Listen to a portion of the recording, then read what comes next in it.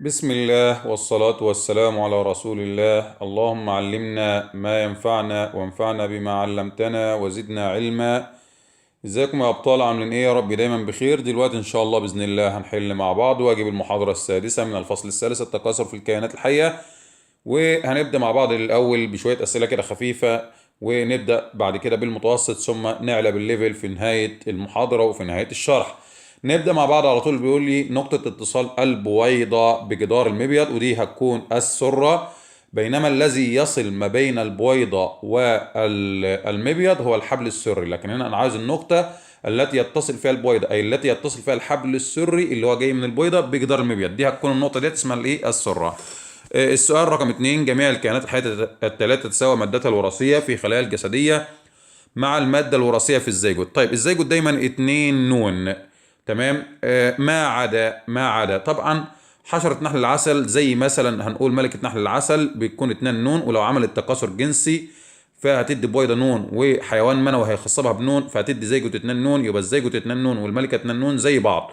احنا عايزين نقول ما عدا نبات البصل 2 نون وبيدي زيجوت 2 نون، لانه نواه الذكريه بتندمج مع نواه البيضاء وتدينا زيجوت، والزيجوت ده يتحول لجنين 2 نون. حشره المن نفس القصه، هي 2 نون فهتدي بويضه بالانقسام الميوزي، وتخصب هذه البويضه بالحيوان المنوي وتدي زيجوت 2 نون. يبقى اذا كله هنا بيكون 2 نون وبيدي زيجوت 2 نون. لكن تحلب الاسبرجيرا بيكون نون، تحلب الاسبرجيرا بيكون نون. وتحلب الاسبرجيرا النون بتندمج خلاياه مع تحلب اخر، مع خليه تحلب اخر، فتدي زيجوت 2 نون. يبقى التحلب هو في الاساس 2 ايه؟ التحلب في الاساس هو نون وبيدي زيجوت 2 ايه؟ 2 نون. والزيجوت ده زي ما انتم عارفين ان هو يتحول لزيجوسبور، والزيجوسبور بعد كده ينقسم انقساميه ميوزي ويكون 4 انويه يتحلل منها 3 تبقى ايه؟ وتبقى واحده. 3: تتلاشى النواة الأنبوبية عندما تصل أنبوبة اللقاح لموقع النقير. 4: لا يمكن فصل البذور عن الثمار يدويا في القمح والذرة نظرا لالتحام أغلفة البيضة مع أغلفة المبيض، فيصعب الفصل بينهما.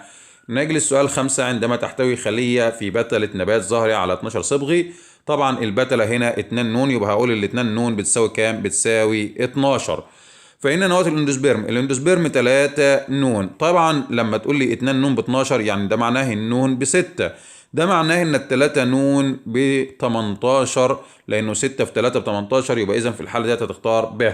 عدد الأنوية الذكرية الناتجة من 5 خلايا جرثومية أمية. طيب الخمس خلايا جرثومية أمية هيدوا كام حبة لقاح؟ هنقول والله 5 في 4 هيدوا 20 حبة ايه؟ 20 حبة لقاح. كل حبة لقاح بيتكون جواها نواتين ذكريتان. ليه؟ لأن النواة المولدة بتنقسم انقسام ميتوزي وتكون نواتين ذكريتين. يبقى هضرب 20 حبة لقاح في 2 فهتدينا 40 نواة ذكرية. يبقى إذا في الحالة دي هختار الإجابة د. 7: بذور. أقول لك ما هي أصل البذرة؟ تقول لي بويضة مخصبة أو بويضة ناضجة، يبقى إذا تختار الإجابة ألف. لكن لو قال ثمرة كنا نقول الثمرة ديت مبيض. طب لو قال مثلا الجنين كنا نقول أصله بيضة أو الزيجوت وهكذا. طيب بذرة الفول ديت من ذوات مين؟ من ذوات الفلقتين. كلام جميل جدا. وهي بذرة لا اندوسبرمية، يعني ما فيهاش اندوسبرم. يبقى إذا ما ينفعش تقول ذات فلقة إيه؟ ذات فلقة واحدة. ما ينفعش تقول يحتفظ فيها الجنين بالاندوسبرم. ممكن اقول تتصلب فيها اغلفه البويضه اللي هي الاغلفه البويضيه مكونه غلاف البذره اللي هو يعرف باسم مين؟ القصره. تمام. 9: اذا لقحت الزهره ولم يتم اخصابها، يعني حصل تلقيح فقط، ما حصلش اخصاب، اذا تتكون ثمره بدون بذور فيما يعرف باسم الاسمار العذري. 10: تفقد ثمرة الرمان والباذنجان عند تكوينها. طبعا ثمرة الرمان بيبقى فيها الكأس والأزدية، يبقى هي لا مش هتفقد الكأس ولا هتفقد الطلع. تمام. والباذنجان بيفضل فيه برضو الكأس. امال بتفقد ايه؟ بتفقد التويج، لان التويج ده خاص بالقرع، بالقرع. والتخت يعتبر ليس من مكونات الزهر، لان الزهرة تحمل على التخت ده شايل الزهرة. تمام. 11: عدد الأنوية التي تدخل في تكوين حبة اللقاح. طبعا عندنا 5 أنوية. ليه يا مستر؟ لأن احنا عندنا نواتان ذكريتان، وعندنا نواتان قطبيتان، وعندنا نواة البيضة. دول كلهم بيعملوا حاجة اسمها الإخصاب المزدوج، حيث النواة الذكرية الأولى بتندمج مع نواة البيضة. أدي كده عملنا نواتين. والنواة الذكرية الثانية تندمج مع مين؟ مع النواتين القطبيتين، ادي كده 3 يبقى 5. 12 ثمرة فول بها 4 بذور. بيقول لي ثمرة وبعد كده عايز المبيض. احنا عندنا قاعدة بتقول ايه؟ ان المبيض يتحول لثمرة، يبقى عدد المبايض بيساوي عدد الثمار. فلما يقول لي ثمرة واحدة يبقى فيها مبيض واحد. خلي بالك هو هنا ما بيقولش على البذور، هو بيقول لك عايز عدد المبايض، يعني اذا اركز في مين؟ اركز في الثمار. رقم 13 عدد الخلايا التي تتحلل عقب إخصاب البويضة. طبعا بتتحلل 3 سمتية و2 مساعدة، يبقى إذا في الحالة ديت يا جماعة هيتحلل عندنا إيه؟ عندنا 5. عدد البويضات المخصبة في زهرة نبات المشمش. المشمش بيكون عنده بذرة واحدة، يبقى عنده بويضة واحدة تخصب فتكون بذرة واحدة. عدد حبوب اللقاح اللازمة لتكوين قرن بسلة ب5 بذور. احنا عندنا قاعدة بتقول ان عدد حبوب اللقاح بتساوي عدد البذور. يعني ايه؟ يعني لو عندي 5 بويضات محتاج لهم 5 حبوب لقاح عشان نكون 5 بذور، يبقى اذا في الحالة ديت هنختار ايه؟ د. السؤال رقم 16 عدد حبوب اللقاح اللازمة لإخصاب زهرة المانجو. زهرة المانجو عندها بويضة واحدة، يبقى إذا محتاجين كم حبة لقاح؟ محتاجين حبة لقاح واحدة. 17 يوجد أزهار خنثى مبكرة التذكير. يعني إيه مبكرة التذكير؟ يعني الطلع اللي هو المذكر بينضج مبكر، يعني بينضج قبل المتاع. تمام؟ حلو قوي كده. العبارة ديت ايه؟ العبارة صحيحة، لأنه ممكن ما يحصلش نضج للطلع والمتاع في نفس الوقت. يكون التلقيح فيها ذاتي دائما. طبعا العبارة ديت كده خطأ، لأنه لو حصل اختلاف في موعد النضج طبعا هيكون التلقيح خلطي مش ذاتي. يبقى اذا في الحاله ديت هنختار ج، العباره الاولى صحيحه والثانيه خطا. 18 ما جنس الزهره المقابله. طبعا انا شايف في الزهره الطلعه اهو وشايف المتاع اهو. تمام؟ يبقى اذا في الحاله ديت زهره ايه؟ زهره خنثى. ما نوع التلقيح الذي يحدث فيها الزهره؟ انا شايف المتك اعلى من الميسم اللي هو 1 اعلى من 2، يبقى التلقيح هنا في الغالب هيكون ايه؟ ذاتي. ما رقم الجزء الذي سيصبح الثمره؟ اللي بيصبح الثمره ده مين؟ ده المبيض. مين المبيض؟ اللي هو رقم كام؟ اللي هو رقم 4. مكان تكوين حبوب اللقاح ده بيكون في المتك اللي هو رقم 1. مكان انبات حبوب اللقاح ده بيكون عند الميسم والقلم ده رقم 2. ما رقم الجزء الذي سيصبح البذرة؟ الذي سيصبح البذرة هي البويضة، والبويضة هي رقم كام؟ رقم 5. ناجي للسؤال معذرة في خطأ هنا كده في خطأ يا شباب هنا أنا عملته، لأنه أنا كده قرأت البيانات خطأ. ناجي كده ما رقم الجزء الذي سيصبح الثمرة؟ قلنا المبيض. قلنا مين؟ قلنا المبيض يا جماعة اللي هو رقم 3. معذرة، المبيض ده رقم كام؟ رقم 3. تمام؟ مكان تكوين حبوب اللقاح قلنا ده مين؟ ده رقم 1. طيب مكان انبات حبوب اللقاح ده بيكون في عند الميسم والقلم اللي هو رقم كام؟ رقم 2. ما رقم الجزء الذي سيصبح البذرة ده اللي بيكون مين؟ بيكون البويضة. ده بيكون مين يا جماعة؟ الايه؟ البويضة. والبويضة هتكون رقم كام؟ رقم 4. تمام؟ نيجي للسؤال 24 ما اسم العملية رقم 1؟ العملية رقم 1 من زهرة إلى زهرة على نفس النبات، يبقى ده تلقيح ذاتي. من زهرة إلى زهرة على نفس النبات. ما اسم العملية رقم 2؟ ده من زهرة إلى زهرة بس بين فردين. تمام كده؟ أو بين نباتين، يبقى ده تلقيح إيه؟ تلقيح خلطي. أي العمليتين أفضل؟ طبعا العملية 2 لأنها تتم بين فردين مما يؤدي إلى تنوع في الصفات الوراثية وبالتالي مقاومة الظروف البيئية. سقوط حبوب اللقاح على ميسم الزهرة يمثل نهاية أي مرحلة؟ عندما تسقط حبة اللقاح على الميسم ده معناه إن التلقيح كده خلص. ليه؟ لأنه التلقيح هو انتقال حبة اللقاح من المتك إلى مين؟ إلى الميسم. 28 أي مما يلي يجب أن يتوافر في الأزهار التي تلقح بالرياح خلطيا؟ عشان تلقح بالرياح خلطيا لازم يكون عدد حبوب اللقاح كثيرة العدد خفيفة الوزن عشان تطير في الهواء، وفي نفس الوقت تكون كتيرة عشان يعوض الفاقد منها، عشان لو حاجة منها وقعت على الأرض أو ماتت أو اتحللت يبقى إذا نضمن إن في عدد يصل لإيه؟ يصل عن طريق الهواء أو عن طريق الرياح إلى مين؟ إلى المياسم. تمام؟ 29 الشكل يوضح تركيب جزء من الزهرة. السهم يشير إلى انتقال حبوب اللقاح. ممكن حبوب اللقاح تنتقل من المتك، بس تقول لي يا مستر المتك هنا ماله أقل من الميسم؟ أقل من مين؟ من الميسم. أقول لك ممكن تنتقل من المتك اللي هو أقل من الميسم اللي هو منخفض عن الميسم ده بس بواسطة الحشرات. يبقى السهم يشير إلى التلقيح الذاتي في أحد الأزهار حشرية التلقيح، يعني ممكن حشرة تقف على الموتك يلزق فيها حبوب لقاح، وبالتالي بعد كده تطير على الميسم، البويضات تلزق في مين؟ تلزق في الميسم. بس هنا ايه بنقول ذاتية، بس بشرط وجود ايه؟ وجود حشرات تنقل حبوب مين؟ حبوب اللقاح. نيجي للسؤال رقم 30. الشكل الذي امامك يوضح احد الازهار الخنثى. المتوك مدلاه، يبقى ده المتك مدلاه يعني نازله لتحت، والمياسم ريشيه، وده الميسم ريشي. طبعا احنا قلنا الميسم الريشي ده بيعمل على ايه؟ بيعمل على التقاط حبوب مين؟ بيعمل على التقاط حبوب اللقاح. تمام. اي البدائل التاليه اكثر توقعا عن عمليه التلقيح لهذه الايه؟ لهذه الزهره. طبعا طالما قلت ان الميسم الريشي بيعمل على التقاط حبوب اللقاح، يعني ده معناه ان هو بيلتقطها منين؟ بيلتقطها من الهواء. يبقى اذا في الحاله ديت هنقول الزهره ديت هتلقح هوائيا. ليه؟ لان لها ميسم ايه؟ لان لها ميسم ريشي، والميسم الريشي ده بيعمل على التقاط حبوب مين؟ التقاط حبوب اللقاح. 31. الرسم التخطيط المقابل يوضح المحيطات الأربعة. طبعا من بره س ده الكأس، ص ده التويج، عين ده الطلع، لام ده المتاع، لأنه الذي يقع في مركز الزهرة هو مين؟ هو المتاع. ما السبب الذي يؤكد حدوث التلقيح الخلطي؟ طبعا دي زهرة نموذجية أو خنثى، لكن قد لا يحدث فيها تلقيح ذاتي، وإنما يحدث فيها تلقيح إيه؟ خلطي، وده بسبب نضج لام قبل عين. نضج لام ده اللي هو المتاع، قبل عين اللي هو مين؟ اللي هو الطلع. تمام. لو نضج واحد فيهم قبل التاني ما بيحصلش تلقيح ذاتي، ده بيحصل تلقيح ايه؟ خلطي. السؤال رقم 32 بيقول لك ما الرقم الذي يشير الى الزهره التي تلقح بواسطه الحشرات؟ بواسطه الحشرات بنحتاج مين؟ زهره يكون فيها بتلات كتير وكبيرات الحجم. اذا في الحاله ديت يا شباب انا عندي الزهره رقم كام؟ زهره رقم 4. يبقى تلقيح الحشرات انا بركز على البتلات، ماليش دعوه بالسبلات.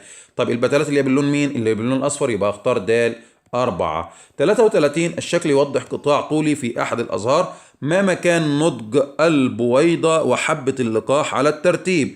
طبعا نضج البويضه يا جماعه بيحصل في مين؟ بيحصل في المبيض اللي هو لام، وحبة اللقاح بتنضج في صاد اللي هو مين؟ اللي هو متك. يبقى إذا نضج البويضة يا جماعة هيحصل في لام، يبقى اختار لام الأول لأن هو بيقول على مين؟ على الترتيب، وبعد كده هختار صاد، لام وصاد على الترتيب. نجي للسؤال 34. أي التراكيب في أي التراكيب س وصاد وعين ولام تنشأ البذور؟ طبعا البذور بتنشأ داخل مين؟ البذور بتنشأ داخل المبيض. طب مين المبيض؟ اللي هو مين؟ اللي هو صاد، يبقى اختار صاد. 35. الشكل المقابل يوضح الأعضاء الجنسية في أحد الأزهار. ما آخر العمليات البيولوجية المقابلة التي تتضح بالشكل؟ لو حد ركز هنا كده هيلاقي حاجة اسمها 2 نون وده الجنين، تمام، وهيلاقي حاجة اسمها 3 نون وده الاندوسبيرم. وطالما اتكون جنين واندوسبيرم ده معناه ان احنا عندنا اخر عملية حصلت هنا عملية مين؟ الاخصاب، لان الاخصاب هي التي ينتج عنها الايه؟ الجنين والاندوسبيرم. نيجي للسؤال 36. بيقول لي أين تحدث مرحلتي الإخصاب المزدوج؟ طبعا الإخصاب المزدوج اللي هو إيه؟ اللي هو إخصاب البيضة وتكوين مين؟ وتكوين الجنين، وتكوين الاندوسبيرم اللي هو الاندماج مين؟ الاندماج الثلاثي. وطبعا إخصاب البيضة والاندماج الثلاثي الاتنين بيحصلوا داخل مين؟ داخل المبيض، والمبيض مين؟ اللي هو مين؟ اللي هو لام. يبقى إذا في الحالة ديت أختار د. 37. ما النبات أو النباتات الذي يقوم النسيج الغذائي 3 نون بتغذية جنين البذرة في التربة الزراعية لفترة زمنية؟ إلا النسيج الغذائي 3 نون ده مين؟ ده الاندوسبيرم. حلو قوي. يبقى الاندوسبيرم لسه قاعد مع الجنين لدرجة إن الجنين وهو بينبت في الأرض الزراعية لسه بياكل اندوسبيرم. يعني ده معناه إن كده إيه؟ النبات ما خزنش إيه؟ ما خزنش غذاء، ده لسه الاندوسبيرم قاعد. تبقى بذرة اندوسبرمية. طب مين البذرة الاندوسبرمية؟ دي القمح والإيه؟ والذرة. 38. من المسؤول في الزهرة عن تكوين حبة الذرة؟ طبعا حبة الذرة ديت عبارة عن ايه؟ يقول لك ثمرة بها بذرة واحدة. وطالما قلت ثمرة بها بذرة واحدة ده معناها ثمرة يعني مبيض، بذرة يعني بويضة، يبقى ده معناه ان في مبيض للزهرة بداخلها ايه؟ بويضة. تمام. 39. إذا علمت أن واحد دي ناتجة من ألف. بص على الألف دي البيضة، بص على الألف كده دي البيضة، يبقى واحد ده مين؟ ده واحد ده الجنين. تمام. واتنين ناتجة من ب، واتنين ناتجة من ب. طب مين ب ده؟ ده نواتان قطبيتان، نواتان ايه؟ قطبيتان. يبقى ده اكيد الاندوسبيرم. عشان كده يا بطل احنا هنختار الاجابة ب، الجنين والاندوسبيرم. نيجي للسؤال 40. ما الذي يميز عملية التلقيح في الشكل س عن عملية التلقيح في الشكل ايه؟ في الشكل ص. لو حد ركز في س فهو حصل ما بين نباتين فردين، فحصل دلوقتي ايه؟ خلطي ما بين النبات ده والنبات ده، وخلطي للزهرة، يعني من بين زهرتين برضو. يبقى اذا الذي يميز التلقيح في الشكل س هو خلطي للنبات وخلطي للزهرة، وخلطي يا جماعة ايه؟ للزهرة. تمام. لكن في صاد ده، في صاد ده ذاتي للنبات لكن خلطي للزهرة، ذاتي للنبات لكن خلطي لايه؟ للزهرة. ذاتي للنبات ليه؟ لان النبات واحد. خلطي للزهرة ليه؟ لان بين زهرتين. تمام. 41. ما وجه الشبه بين بذور الفول وحبوب الذرة؟ طبعا انت عارف ان بذور الفول ده ذات فلقتين وهي بذرة لا اندوسبرمية، وحبوب الذرة ذات فلقة واحدة وهي بذرة اندوسبرمية. تمام. فما ينفعش تختار جيم لان هو عايز وجه الشبه. ما ينفعش تقول يتغذى الجنين على الاندوسبيرم، لان في بذور الفول بيتغذى الجنين على الاندوسبيرم عند بيتغذى الجنين على الاندوسبيرم بالكامل. فبالتالي يا بطل ده معناه عند الانبات مش هيكون في اندوسبيرم، لان الاندوسبيرم اصلا خلصان من الاول، فما تنفعش تقول وجه الايه؟ وجه الشبه ده. منشأ الغلاف المحيط بها؟ طبعا في حبة الذرة الغلاف بيكون عبارة عن التحام أغلفة البويضة مع أغلفة المبيض، لكن في بذور الفول بيكون عبارة عن التحام أغلفة البويضة فقط مع نفسها، مكونة غلاف البذرة أو القصرة، فعشان كده ما ينفعش تختار به. تمام. دال ما ينفعش تختارها، ما ينفعش تقول يتغذى الجنين على الغذاء المدخر في الفلقات عند الإنبات، لأنه حبة الذرة بتتغذى على الاندوسبيرم عند الإنبات، بينما بذور الفول بتتغذى على الغذاء المدخر، يعني اللي اتخزن بدل الاندوسبيرم. تمام. ده لما نزرعها في الأرض وتبدأ تنبت. امال نختار الاجابه ايه بقى؟ وجه الشبه نختار الف، تحتوي على نقير، كل واحد فيه منهم نقير، ده يمر خلاله الماء عند الايه؟ عند الانبات. يبقى الاجابه الف. 42. اذا تمت زراعه نبات القمح في غير ميعاده في شهري فبراير ومارس يحدث له نمو خضري فقط. يعني ايه؟ يعني يطلع له ساق وجذور واوراق. فين الزهره؟ مفيش زهره. تمام. ما الوسيلة التي يمكن أن تحفز هذا النبات على تكوين الآثار والثمار؟ ممكن استخدم أكسينات تكون؟ ممكن. يبقى رش النبات بمحلول أندول حمض الخليك. 43. ما سبب توقف النمو الخضري لنباتات الذرة؟ طبعا النمو الخضري بعد نضج الثمار والبذور بيموت، يتوقف. تمام. يذبل واحيانا ايه؟ يموت. يبقى السبب ان الثمار نضجت والبذور ايه؟ والبذور نضجت. نجي للسؤال 44.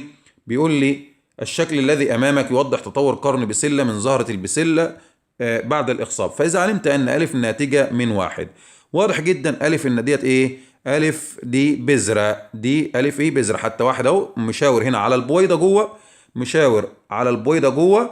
تمام. يبقى دي كده إيه؟ نقول ديت البويضة. واحد ديت مين؟ دي البويضة. وألف دي مين؟ دي البذرة. تمام. واتنين ده مشاور على غلاف المبيض، مشاور على غلاف المبيض اللي هو بنسميه الغلاف مين؟ الغلاف الثمري. حلو كده. ماذا يمثل التركيب ب؟ التركيب ب ده الغلاف الثمري، الغلاف الثمري لأنه جاي من مين؟ جاي من المبيض. ماذا يمثل التركيب واحد؟ التركيب واحد ده كان البويضة اهو. يبقى الإجابة ايه؟ الإجابة ب. 45. بيقول لي الشكل المقابل يوضح قطع قمة شتلة منتجة للأكسينات. تمام. قطعنا حتة فيها أكسينات اللي هي القمة النامية، ووضعت على مكعب أجار. حطيتها على مكعب أجار وجيت حطيتها على سين. طبعا الأجار هنا منفذ للأكسينات، يعني الأكسينات معناه ان انا لما احطها هنا عند سين يعني حطيتها على الميسم، الأكسينات هتبدأ تعمل ايه؟ تنزل تحفز مين؟ تحفز المبيض على تكوين ايه؟ تكوين ثمرة كاذبة، اي ثمرة بدون ايه؟ بذور. كأني بالظبط حطيت أكسينات على الميسم او اندول حمض الخليك او نفسه الحمض الخليك وهكذا. تمام. اللي هي دلوقتي ايه؟ تكوين، لا معذرة، طبعا مش تكوين ثمره كاذبه، ده الثمره الكاذبه ديت اللي هي بيتكون فيها التخت. معذره، انا قصدي ان تتكون ثمره تخلو من مين؟ تخلو من البذور. تمام، تكوين ثمره تخلو من ايه؟ من البذور. تمام. ناجي للسؤال رقم 46. ما شكل قرون البسله الناتجه من معامله الازهار بمسحوق حبوب اللقاح في محلول الاثير؟ شكل قرون البسله، انا حطيت دلوقتي مسحوق حبوب اللقاح مطحونه في كحول اثيري، هتتكون ثمره بدون بذور اللي هي بنسميها الاسمار مين؟ العذري، اللي هي فارغه من البذور. 47. تعرف على الثمره الموضحه امامك ثم اجب. اي التراكيب الموضحه على الرسم تختفي عند حدوث الاسمار العذري؟ اسمار عذري يعني ايه؟ يعني تكوين ثمره بدون مين؟ بدون بذور. فين البذور؟ اللي هي مين؟ اللي هي ايه فقط. يبقى سعادتك هتختار مين؟ هتختار الف. لما اعمل اسمار عذري يبقى مين اللي هيختفي؟ اللي هيختفي البذور، لان احنا بنكون ثمره بدون بذور، يبقى يختفي ايه. 48. الرسم المقابل يوضح قطاعا طوليا في احد الازهار، ادرسه جيدا ثم اجب. اي البدائل التاليه تعبر عن هذه الهرمونات؟ طيب صلوا على النبي. دلوقتي احنا دلوقتي القطاع الطولي في احد الازهار لو بصينا فيه هنلاقي فيه يا جماعه 3 بذور. 3 بذور. حلو قوي. طيب ال3 بذور دول اللي عرفتهم ازاي؟ لانه فيه 3 ايه؟ بويضات. كلام جميل جدا. حلو. طيب انا لو الهرمونات اشتغلت، قال لك والله لو الهرمونات اشتغلت وفي نفس الوقت في عندنا حبوب لقاح نازله من فوق، في حبوب لقاح نازله من فوق، لو ركزت الهرمونات دي هتعمل ايه؟ هتعمل ثمره. ليه؟ لان بتنشط المبيض لتحول لثمره، والاخصاب هيحول البويضات لبذور. يبقى اذا في الحاله ديت ينتج عن تكاثرها ثمره تحتوي على 3 ايه؟ على 3 بذور، لوجود حبوب اللقاح ووجود البويضات ووجود الهرمونات اللي هتحفز المبيض لتحويله الى ايه؟ الى ثمره. 49. اي الاشكال التاليه يمثل مبيضا ناضجا لنبات زهري قبل الاخصاب؟ قبل الاخصاب، الاخصاب له خطوات. اول خطوه فيه انبات حبه اللقاح، يعني انا كده لسه ما عملتش انبات حبه اللقاح. وتاني خطوه فيه الاخصاب المزدوج. تمام. ما ينفعش اختار ب، لان ب ديت حصل فيها اول خطوه اللي هي انبات حبه اللقاح، دي حبه اللقاح. تمام، ما ينفعش اختارها. بالاضافه كمان ان بدا يحصل اندماجات جوه. ما ينفعش اختار الف، لانه الف ده المبيض لسه ما نضجش، ده 4 خلايا لسه هيتحلل منها 3 طبقه واحده. ما ينفعش اختار د، لان ديت خليه جرثوميه ايه؟ اميه. امال اختار مين؟ اختار ج. تلاقي فيه 3 خلايا سمتيه فوق، 2 في النص اللي هم نواتان قطبيتان، ال3 اللي تحت طبعا اللي هم الخليتان المساعدتان، وخليه مين؟ وخليه البيضه. يبقى سعادتك هتختار ج. 50. سعادتك هتاجي عند صاد وتقول لي ده الكيس الجنيني ممكن، لان هو عامل بعد كده دي البويضه، والسين ده غلاف البويضه. سين ده غلاف مين؟ البويضه، لان بعد كده قال المبيض وبعد كده جدار المبيض. حلو قوي. ما مصير كل من سين وصاد بعد الاخصاب على الترتيب؟ احنا قلنا ان سين ده غلاف البويضه، يعني غلاف مين؟ ده غلاف البذره. وقلنا صاد ده ليه احتمالات كتيره جدا. ممكن نقول ده الجنين، ممكن نقول ده الكيس الجنيني، ممكن لان ده كله موجود جوه البويضه. ممكن نقول الاندوسبير، لان ده كله جوه مين؟ جوه البيضه. فتختار الف غلاف البذره والايه؟ والاندوسبير.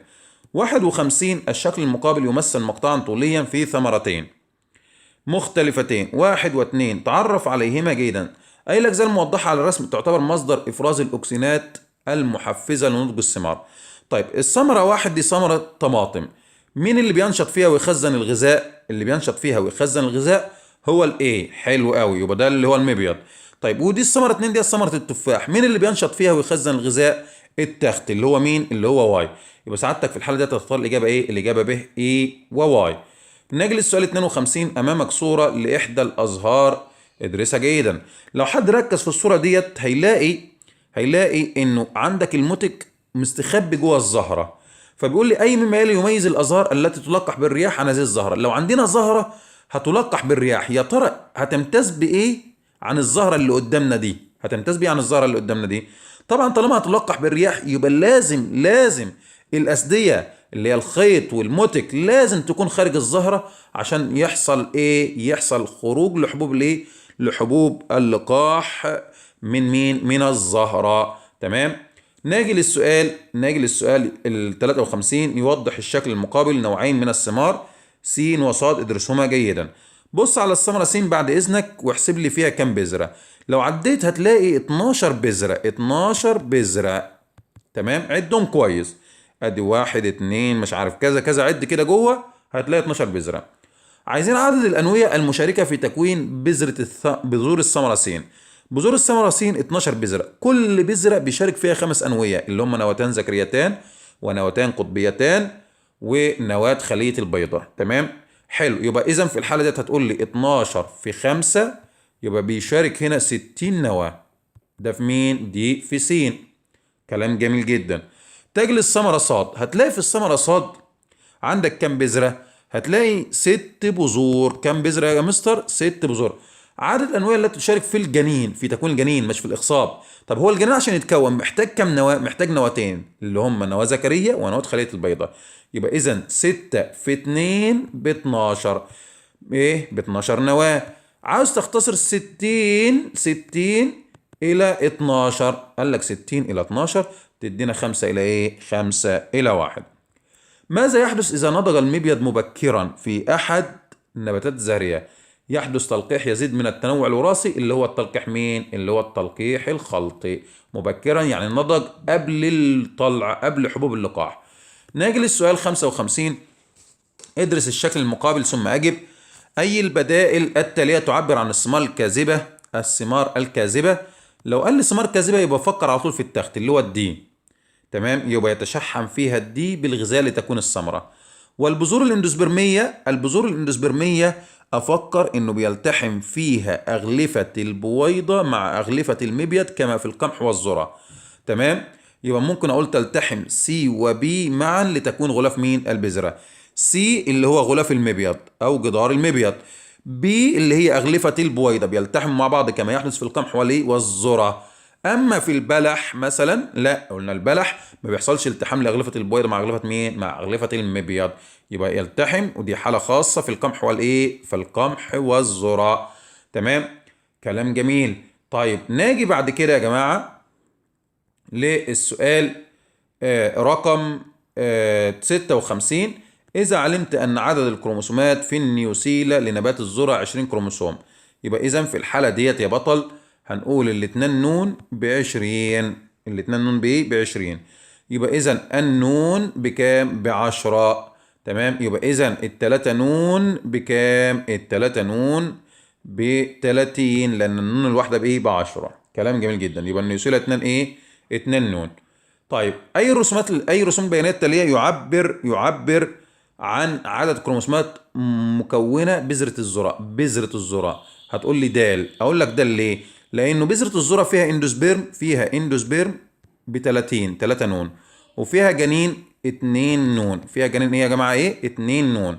تمام، اللي هو كام؟ اللي هو ب20. اللي هو ب20، عشان كده اخترت ايه؟ اخترت دي. 57. اي المواد التالية اذا تم رشها على نبات البازلاء تصبح ثماره كما في الشكل؟ هنا مفيش بذور يا جماعه، بدون بذور. انا شايف القرن مفيش بذور، ده معناه ان انا رشيت ماده اندول حمض مين؟ حمض الخليج. 58. امامك نوعان من ثمار الموز، ادرسهما جيدا ثم اجب. ما الذي يميز الثمار 1 عن الثمار 2؟ انا شايف ان الثمار 1 ديت فيها بذور، والثمار 2 ديت لا تحتوي على بذور، دي بدون بذور. يبقى اذا في الحاله ديت هقول الثمره 1 دي ناتجة عن عملية إخصاب مزدوج. طالما حصل إخصاب يبقى 1 ديت هيتكون فيها إيه؟ هيتكون فيها بذور. نجي للسؤال 59. يرجع اختلاف ثمرة التفاح عن البرتقال إلى أنها ثمرة التفاح يا جماعة، ثمرة التفاح يتشحم فيها الإيه؟ يتشحم فيها التخت بالغذاء. أما البرتقال يتشحم فيها مين؟ المبيض. إذا هختار الإجابة مين؟ الإجابة ج، لا يتشحم مبيض الغذاء. يبقى ثمرة التفاح لا يتشحم يعني لا يمتلأ مبيضها بالإيه؟ بالغذاء. 60. أي مما يلي يميز الأنوية س في الشكل المقابل؟ طبعا الأنوية س ديت إيه؟ دي نواتان قطبيتان، أو اللي هم نواة الكيس الإيه؟ نواة الكيس الجنيني. والنواتان القطبيتان دول اتكونوا ايه؟ اتكونوا ازاي يا بطل؟ لو حد يفتكر كده معايا كنا بنقول عندنا نواة الكيس الجنيني انقسمت ميتوزي ثلاث مرات وتدي 8 انويه انقسمت انقسام ميتوزي. يبقى اقول دي ناتجه من انقسام مين؟ ميتوزي. النواتان القطبيتان ناتجه من انقسام ميتوزي. وبعد كده بيحصل لها اندماج ثلاثي مع نواه ايه؟ ذكريه عشان تكون مين؟ عشان تكون الاندوسبيرم. يبقى اذا سعادتك تختار جيم.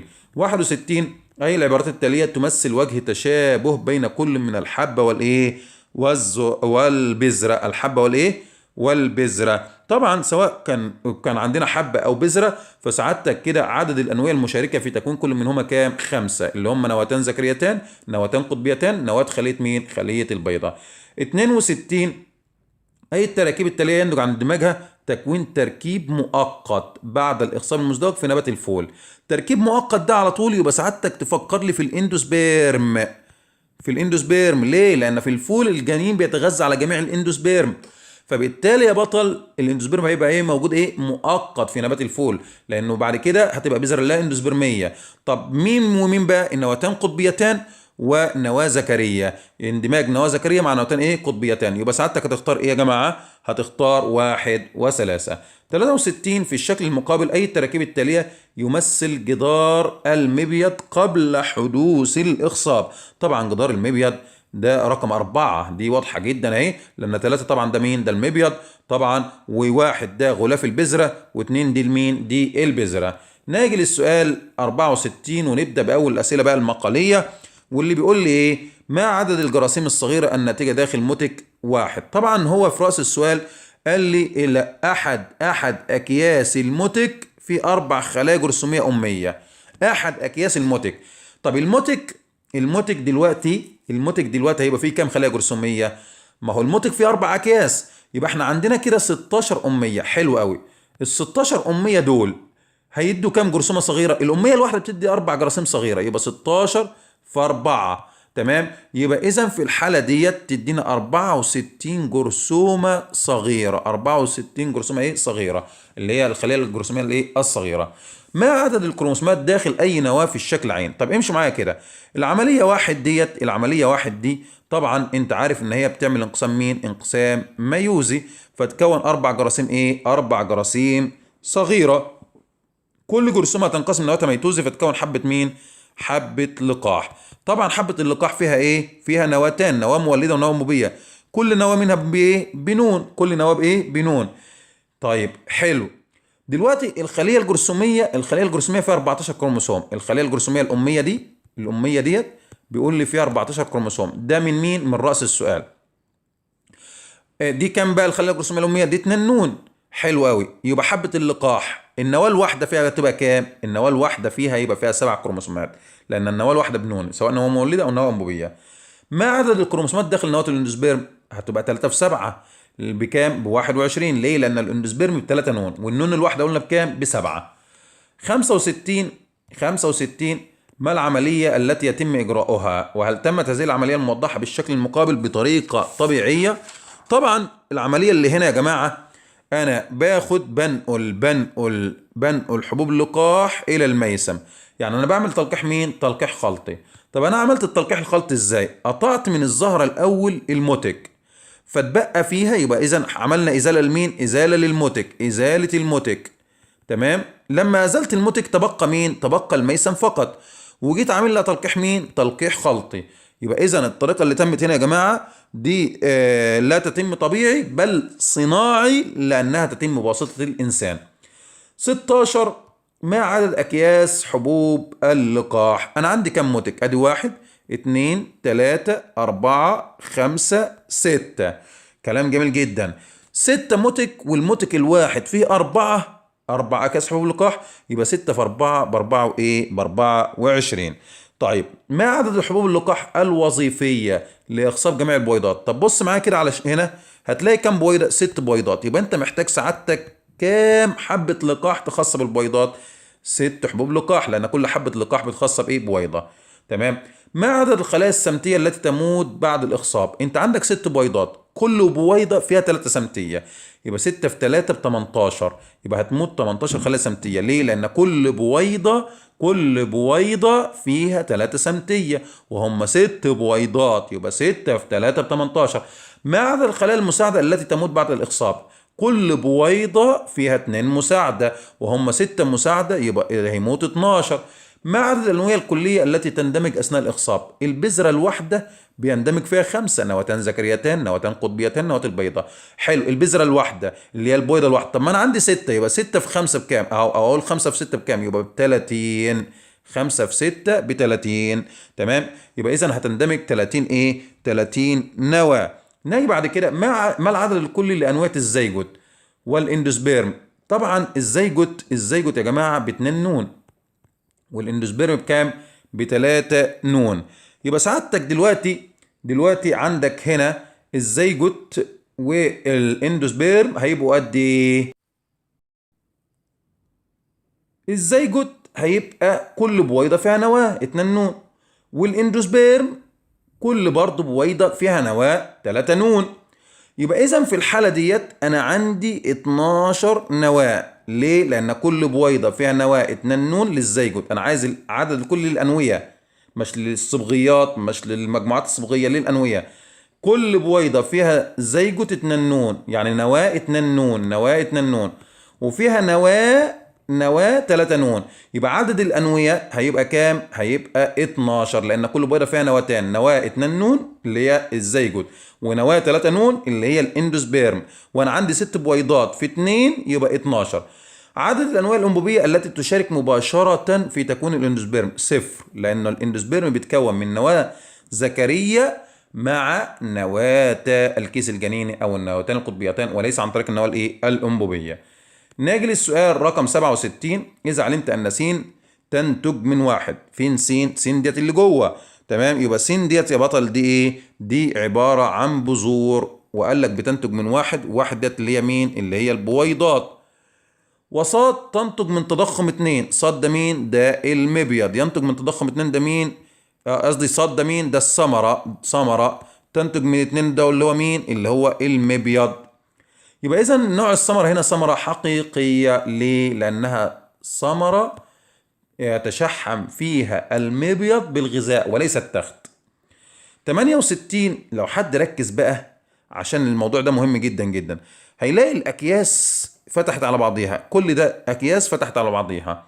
هل يحتوي المنتج في الشكل المقابل على خلايا ثنائية المجموعة الصبغية، أم خلايا أحادية المجموعة الصبغية، أم كليهما مع التفسير؟ هقول والله كليهما. ازاي بقى كليهما؟ اقول لك والله في حبة لقاح، حبة ايه؟ لقاح بداخلها مجموعات أحادية اللي هي النواة المولدة والنواة الأنبوبية. وجدار الموتك ذات نفسه بقى، جدار الموتك ده يا بطل كام نون؟ ده 2 نون. يبقى عندنا خلايا الموتك بتكون كام نون؟ بتكون 2 نون. يبقى إذا في الحالة ديت الموتك اللي قدامنا ده في خلايا فيها مجموعات أحادية اللي هي حبة اللقاح، وفي خلايا اللي هي خلايا الموتك ذات نفسه 2 ايه؟ 2 نون. طيب 69. قارن بين التركيب س والتركيب ص بفرقين، يعني عايز تطلع لي فرقين. تمام، هقول لك والله س ده يا جماعة ده موتك ناضج به حبوب لقاح. عرفت ازاي؟ الاكياس اتفتحت عن بعضيها. س موتك ناضج، س موتك ناضج، ها به حبوب ايه؟ لقاح. ادي النقطتين. طب وصاد موتك غير ناضج. ليه؟ لان الاكياس لسه زي ما هي، ما اتفتحتش. الاكياس زي ما هي اهي. تاني صاد موتك غير ناضج به خلايا جرثوميه اميه 2 نون. كده جبت لك فرقين. ازاي يا مستر؟ تاني ها. س ده عباره عن ايه؟ موتك ناضج، ادي كده واحد، به حبوب لقاح، ادي كده الفرق التاني. تدخل على صاد ده عباره عن ايه؟ موتك غير ناضج به خلايا جرثوميه اميه 2 نون، لان الاكياس لسه لم تفتح لم تتفتح بعد. 70. هل تنتج ثمرة الأناناس من عملية تلقيح أم إخصاب أم كليهما؟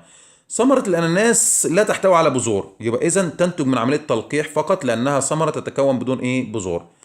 حبة أنبتت 7 سنابل في كل سنبلة 100 حبة، والله يضاعف لمن يشاء. عايز عدد المبايض التي كونت الحبوب. طبعا ما هي الحبة الأول؟ هي عبارة عن ثمرة بها ايه؟ بها بذرة. يبقى معناه ان انا عندي عدد الثمار هيساوي عدد الحبوب هيساوي عدد البذور. فلما اقول لك حبة انبتت 7 سنابل في كل سنبلة 100 حبة، يبقى أنا عندي كده 700 حبة. حلو. 700 إيه؟ 700 حبة. عدد المبايض هقول 700. ليه؟ لأن أنا عندي 700 ثمرة والمبيض بيتحول لثمرة. عدد البيضات برضو 700، لأن أنا عندي 700 بذرة بداخلها 700 بيضة، يعني 700 جنين. 72 بيقول لي أين تحدث مراحل الانقسامات 1 و2 و3 و4 في الشكل اللي قدامنا ده. طبعا 1 ده انقسام ميوزي أنتج 4 جراثيم صغيرة. طب ده هيتم فين؟ ده هيتم داخل المتك. ماشي. 2 ده يا جماعة ده انقسام ميتوزي عشان نكون نواة مولدة ونواة أنبوبية. برضو ده بيتم فين؟ داخل المتك.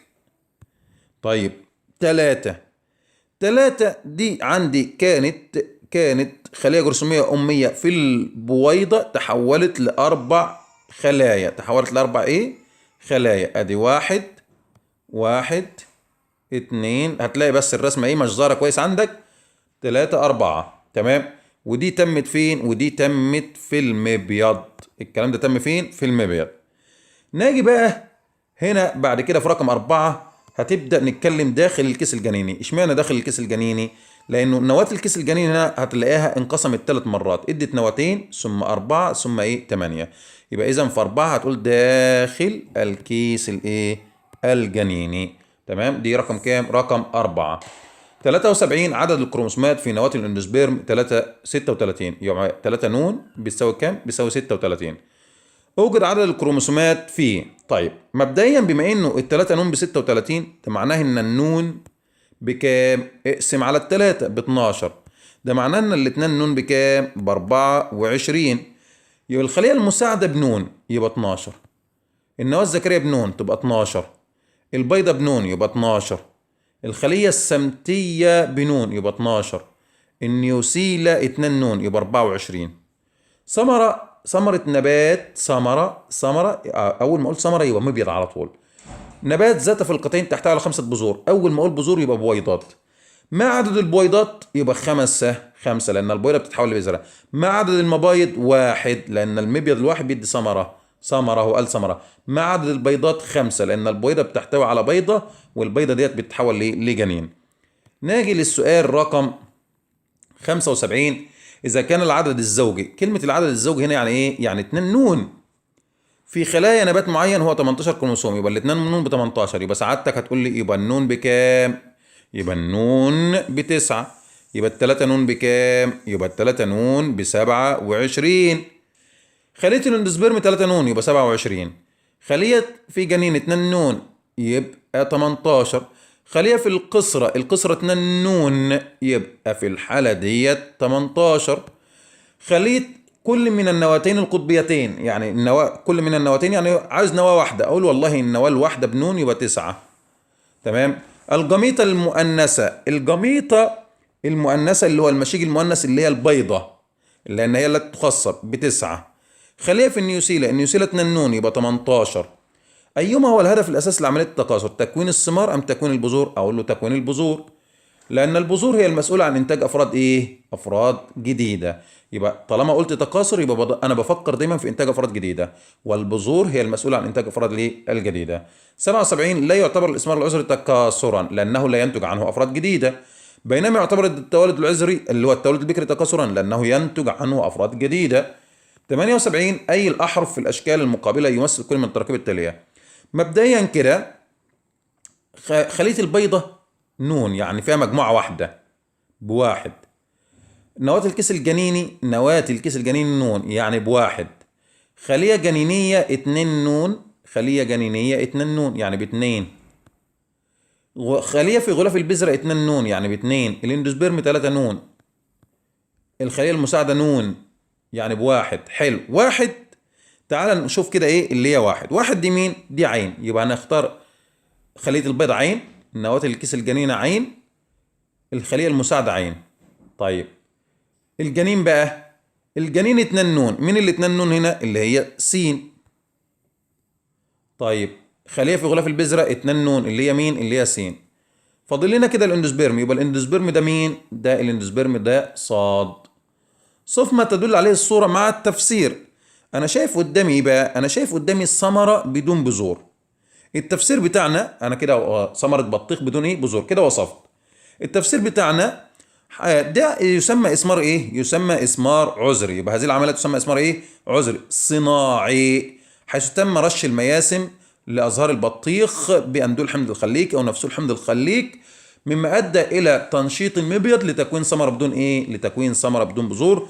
ولو كده أنت وصلت هنا للسؤال رقم 79، فأنت بصراحة كده يبقى بطل من الأبطال ومركز ومصحصح، لأنه أنا ذات نفسي أنا تعبت وأنا بحل. وطبعا اعذروني لو حصل أي حاجة وأنا بحل وأنا شغال، لأن أنا تعبان فعلا النهاردة ومرهق شوية. تمام. فسعادتك كده تكتب لي هنا كود مهم جدا، وهو ان شاء الله باذن الله يا بطل، انت طالما مستمر يبقى انت هتجيب 99%. فانا عايز كود هنا تكتبه لنفسك، ويكون حلمك ده ان شاء الله باذن الله ان انت تجيب 99% وتاخد معانا العربيه. والسلام عليكم ورحمه الله وبركاته. وان شاء الله باذن الله طلبه الازهر هننزل لكم اسئله المقاله على الجروب. نراكم بخير.